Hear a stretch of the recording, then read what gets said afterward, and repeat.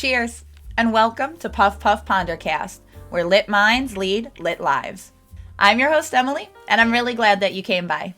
While the name does set a relaxed tone, what I'm aiming for here goes beyond just casual conversation. This is a space for curiosity, connection, and meaningful dialogue, so feel free to partake and participate in any way you're comfortable, whether you want to listen, share, or just vibe along. Today marks the beginning of what I like to call the first pages, our way of peeling back the cover and taking a peek at what's inside. We're going to take a moment to explore who wrote it, why it matters, and what themes or elements might be important to keep in mind. I'll give you some context without any spoilers, so that you can decide if you want to join the journey. As we start, I do want to give a heads up. The themes in this book are crucial, but they can also be intense and definitely emotionally charged. The story deals with gun violence, injury, and death. These are all difficult subjects in any conversation. There's also a strong focus on the relationship between law enforcement and the community, which might bring up strong feelings, especially considering the ongoing discussion around justice and personal freedoms. The story centers on a homosexual couple, so LGBTQ+ themes are acknowledged. And since the book does touch on substance use and abuse, that might resonate deeply with some readers as well. My goal is to make sure that we're prepared to approach this with the respect and care that it deserves, so please engage at your own pace. These heavy topics, while challenging, are essential to the book's message. And honestly, they feel even more relevant today in 2024 than when the events took place in the early 2000s. I hope that our conversation can spark new ways of thinking, challenging our ways to look beyond the surface. Open dialogue is what this is all about. Our differing opinions can make the conversation richer as long as we respect each other's views. So please be kind or kindly fuck off.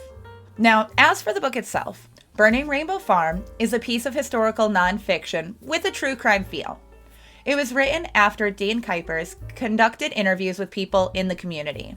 It's published by Bloomsbury USA, which is the same publisher behind the Harry Potter series. They've also published some other interesting works that I found, like American Gods by Neil Gaiman, which recently I actually added onto my to-be-read list.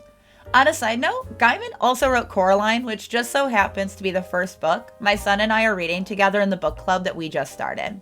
But I digress. Back to Burning Rainbow Farm. Now, starting with a look at our author, Dean Kuipers. Dean Kuipers is an American author and journalist known for covering a fascinating range of topics, from environmental issues to criminal justice and countercultural movements. While I haven't read his work yet, his reputation speaks to a writer who dives into subjects that don't always get mainstream attention, but are undeniably significant. Growing up in Michigan, surrounded by the wilderness of the Great Lakes, Kuipers seems to have developed a strong connection to the natural world early on. Living near rural communities, often dealing with government oversight, probably influenced his focus on stories that explore power, resistance, and resilience. His career has included writing for big publications like LA Weekly, the Los Angeles Times, and Outside Magazine, and he often seems to be drawn to narratives that push against the norm. Though I haven't gotten to his other works yet, one that does stand out is Operation Bite Back, which looks at environmental activist Rod Coronado and the controversial use of domestic terrorism charges against eco-activists in the U.S. From what I've read about it, Kuipers uses his investigative journalistic skills to guide readers through these complex and often controversial topics, blending real-life events with a strong narrative voice. What seems to set Kuipers apart is his ability to approach difficult topics with empathy and precision. His storytelling doesn't just deliver facts. It seems to invite readers to reflect on the larger social and human issues at play. He's been described as a writer who knows how to find the pulse of a story, where individual experiences connect with larger societal forces, which makes his work both educational and engaging. Even without reading his work, it's clear that Kuipers' personal values comes through in his journalism. His respect for nature and passion for social justice shows up consistently through his work, whether he's focused on environmental activism or exploring the deeper connections between people and land. I'm looking forward to diving into his writing, especially seeing how he tackles such nuanced and challenging topics. I've linked below to some of his other work if you wanted to check it out. Now, there has been some exciting talk about Burning Rainbow Farm potentially making its way to the big screen. a few production companies have already secured the rights to adapt the book, and one name that's come up is Lenny Abramson, the director behind the 2015 award-winning film Room.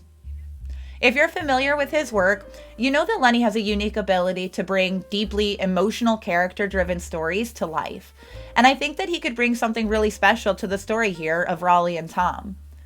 Lenny's films often dive into themes of isolation and the complexities of the human condition, which feels like a perfect fit for Burning Rainbow Farm.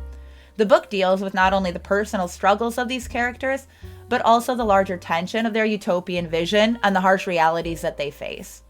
Seeing that translated to film, especially through Lenny's lens, could be incredibly powerful. I'll keep you updated if there's any more news on that, though. Now, let's take a deeper dive into what Burning Rainbow Farm is really about. The book was recognized as a 2007 Michigan Notable Book, and for good reason. It explores issues that feel especially relevant today: civil liberties, the war on drugs, and the role of government in our everyday lives. It's the kind of story that not only looks back at history, but it also asks us to reflect on the present. To give you the best synopsis, I've pulled an excerpt directly from the author's website. On the Labor Day weekend before September 11, 2001, a battle for American civil liberties was taking place in a small blue-collar town in southwestern Michigan. Burning Rainbow Farm, How a Stoner Utopia Went Up in Smoke, tells the gripping true story of how a peaceful campground in rural Michigan became the setting for a 5-day standoff with the FBI and a battle over the role of government in our daily lives. In 1993, Tom Crosland and his partner Raleigh Rome opened Rainbow Farm, a well-appointed campground and concert venue with a mission: to advocate the decriminalization of marijuana. Rainbow Farm festivals featured top entertainers like Tommy Chong and Merle Haggard, and drew over 5,000 blue-collar libertarians, hippie liberals, evangelicals, and even the occasional militiaman. Ambitious Tom, gentle Raleigh, and their crew loved America, but they didn't like its war on drugs. The duo had never dealt pot. They made their money in real estate, but their pro-pot stance put them at odds with the local authorities. When Rainbow Farm Festivals helped launch a popular statewide ballot initiative to change marijuana laws, those authorities began an all-out campaign to seize the farm as property used for drug crime. Dean Kuipers investigates exactly what happened during the years leading up to that explosive weekend.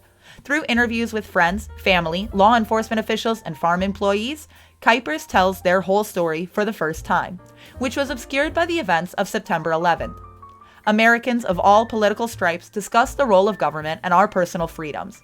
Burning Rainbow Farm is a celebration of a utopian dream and a sober warning for our times. Now that we've got a solid grasp on the basic premise of Burning Rainbow Farm, let's dive into some of my personal reflections and why I felt this book was the perfect choice for the first episode of Puff Puff Pondercast. Yes, cannabis is central to the story, but it's really about so much more than just the plant. At its heart, this book explores deeper issues: personal liberty, justice, and activism. For me, it strikes a powerful balance between two things that I care deeply about: my passion for reading, as well as my commitment to cannabis freedom. It's hard to fathom the logic behind imprisoning someone for cultivating a plant. After all, if you have the means, why not grow your own medicine? Grow your own food while you're at it. No one is jailed for growing tomatoes, and no one faces penalties for harvesting lavender, so why cannabis? There's also something a little bit more personal here. Since moving from Illinois to Michigan, I now live relatively close to Rainbow Farm, which adds another layer of connection to the story. Being part of Michigan's cannabis community has made me a strong advocate, and I've had the privilege of working alongside the Last Prisoner Project. Their mission to bring justice to those still incarcerated for cannabis-related offenses is something that I hold close to my heart. It's shocking, but there's over 40,000 people who still remain imprisoned in the U.S. for nonviolent cannabis crimes. And yeah, this is happening in 2024. The Last Prisoner Project is fighting to change that reality, and I'm really proud to be a part of that work. Partnering with the Last Prisoner Project really felt like a natural next step for me. Their mission aligns directly with my belief that no one should be sitting in prison for something as harmless as a plant. The Last Prisoner Project is a nonprofit dedicated to reforming the criminal justice system, especially in relation to the war on drugs. Their primary goal is straightforward: to release every last person serving time for a nonviolent cannabis-related offense. They believe that the war on drugs has been both discriminatory and ineffective. What I appreciate about their approach is its multifaceted nature. They provide legal representation to incarcerated individuals and continuously push for the policy reform at both state and federal levels. Their campaigns aim to build public awareness while advocating for legalization, decriminalization, and resentencing efforts. It's about more than just freeing individuals. It's about changing the narrative around cannabis and the justice system. If you are interested in supporting this cause, feel free to check out the GoFundMe campaign that I manage for our 3rd annual 2024 Last Prisoner Project Chatathon. You can find it linked below in the description box. Now, whether you're able to donate or even if you just share the link, truly every bit helps. Another great way to contribute is by writing to your local representatives to advocate for policy changes that can make a real difference. As a mother who gardens, I can't help but find it true how navigating today's legal landscape can feel so intimidating. I mean, think about it. For decades, the image of wine moms have been joked about, but accepted, while parents who choose cannabis immediately face judgment and stigma. Personally, I find immense value in both the medicinal and recreational use of cannabis, and I stand by that view without hesitation. But please, let me be clear. You are absolutely welcome here, even if you don't agree. All perspectives matter, and that's exactly what this platform is about. So let's keep it peaceful and constructive, or cut it out. Now, Burning Rainbow Farm is bound to be a captivating read, coming in at around 360 pages and divided into 16 chapters. I'm going to host our gatherings here on a bi-weekly basis. Honestly, I just don't want to rush through this experience. I want to savor each moment and dive into these conversations that are going to rise from every section. I'll provide links below for you to grab a copy. They're instant downloads for ebooks, but if you're like me and you love a physical copy, I would encourage you to visit your local bookstore and support a small business. We're going to kick off our journey with chapters 1 through 5, meeting right back here on YouTube on November 2nd. That's going to give you plenty of time to pick up a copy and join in on the conversation. You're also going to find the rest of our discussion dates listed below.